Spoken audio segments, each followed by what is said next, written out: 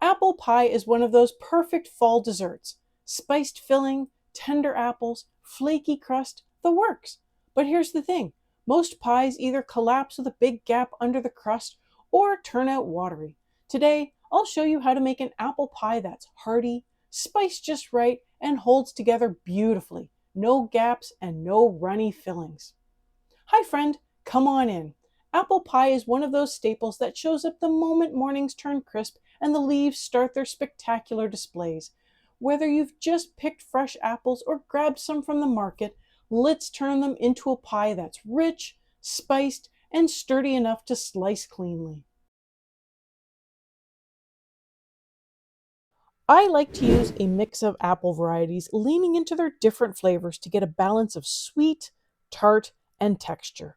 Today I'm using Honeycrisp and Granny Smith. Honeycrisp is a sweet apple that softens but holds some shape, while Granny Smith is a more tart apple that stays firm even after baking. Apples generally fall into three categories: those that remain firm when cooked, pie apples; those that turn into sauce when cooked, saucing apples; and those that soften while still holding their shape, dual-purpose apples.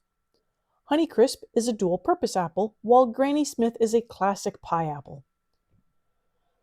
It's best to avoid using only saucing apples, otherwise your pie can turn out overly mushy. But mixing one in with a pie apple can add a softer texture and more body to the filling. I've got about 4 pounds of apples here.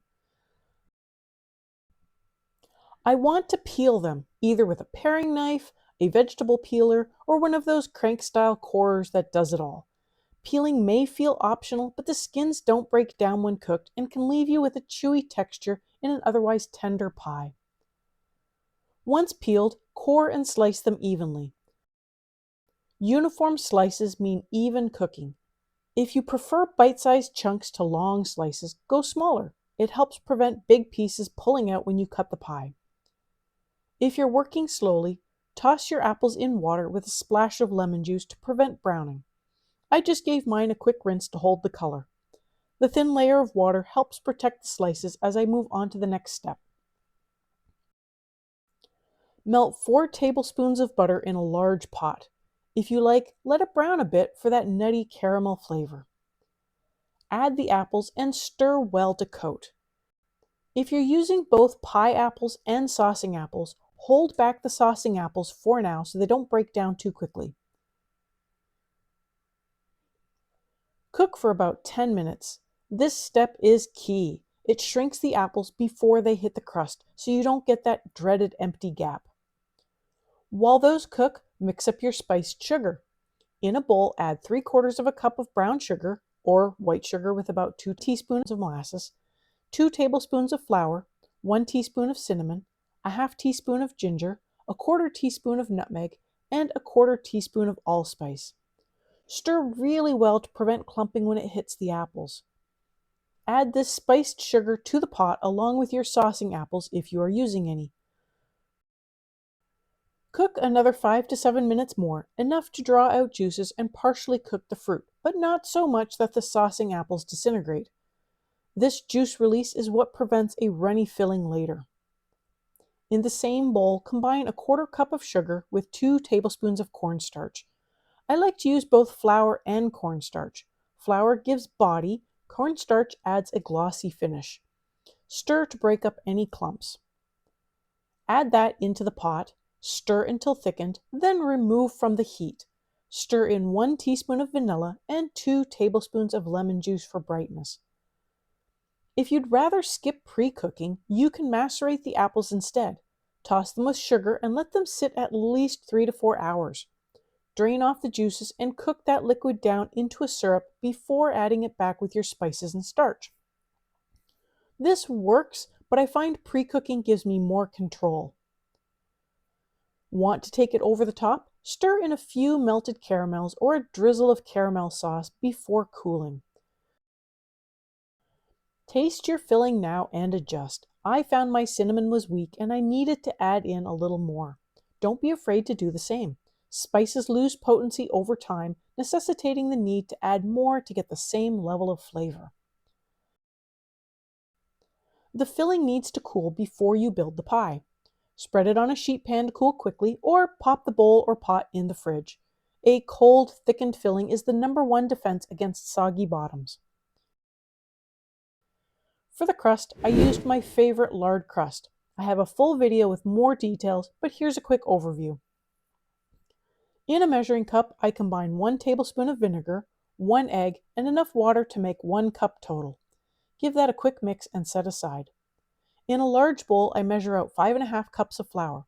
All-purpose works great here. Add in 2 teaspoons of salt. I stir in the salt at this stage.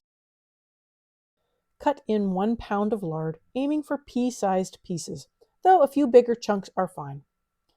Slowly add in the liquid, tossing gently with a fork. Switch to tossing with your hand, lifting up the already moistened mass to find the dry spots underneath. The goal is to moisten everything without overmixing. The dough should just hold together when pressed, even if there are a few dry spots left. You may not use all the liquid, or you might require an extra splash of water, and that is perfectly fine. This recipe makes 3 discs of dough, each one big enough for a double crust pie.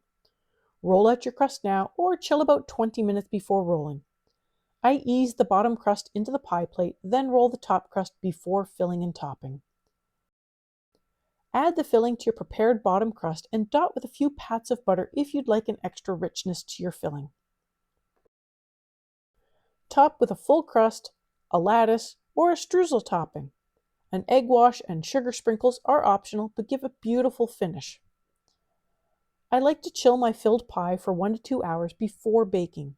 Cold crust plus cold filling equals cleaner layers and less shrinkage. Cut a few vents for steam, though honestly, the filling usually finds its own way out. Bake at 375 Fahrenheit or 190 Celsius for 60 to 70 minutes.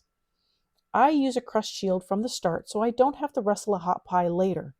I remove it with about 10 to 15 minutes of time remaining. The pie is done when you see juices bubbling out of the vents or edges. If it hasn't bubbled, it's not ready. Might want to have a cookie sheet underneath to catch the mess though. Let the pie cool at least 2 to 3 hours before slicing. It's hard, I know, but if you cut it too soon, filling will spill out. Thick pie plates hold heat longer, so sometimes even 3 hours isn't enough. Patience here makes the difference between an oozing filling and clean slices. This apple pie is everything cozy about fall in one slice. I'll be making more pies this season, so if apple isn't your thing, stick around. I'll link them in the cards as they go live, and don't forget to grab the free plus printable recipe sheet in the description below. I'll have the pie crust recipe included in the printable. If you love pantry cooking and making things from scratch, hit that subscribe button. I have more recipes on the way. Thanks for hanging out with me.